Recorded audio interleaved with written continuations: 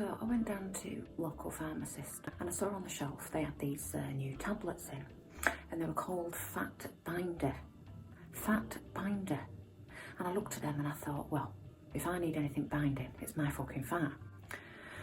So I went and took pills up to the cashier. She said £19.99. I said, well, that's not a bad price, is it? To have a body like Pamela Anderson in a very short while. So I handed over the money and I went home. Now, I read the instructions and on it said you should take 3 tablets a day and they should all be with food. And I thought, well, that's a fucking good start.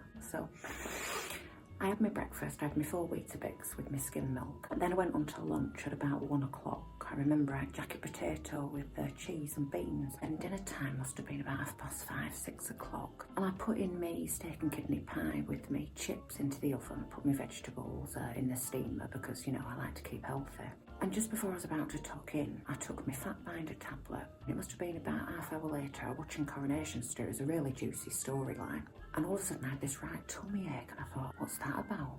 And I heard all this groaning and grumbling, all inside, you know. So I rushed up to the toilet, grabbed bog roll, pulled my knickers down, sat down and waited for the inevitable shit to come out. I felt this weight bearing down.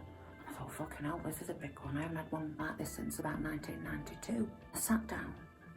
And I kid you not, out came a fucking baby.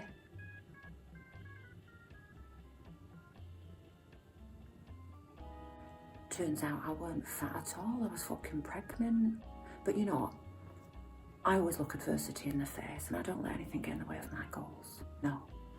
So I put that fucking kid up for adoption and I got some more of those Fat Binder from the pharmacy. 6 months later, I'm a new fucking woman. I tell you, I've dropped 2 stone and I cannot get the men off me.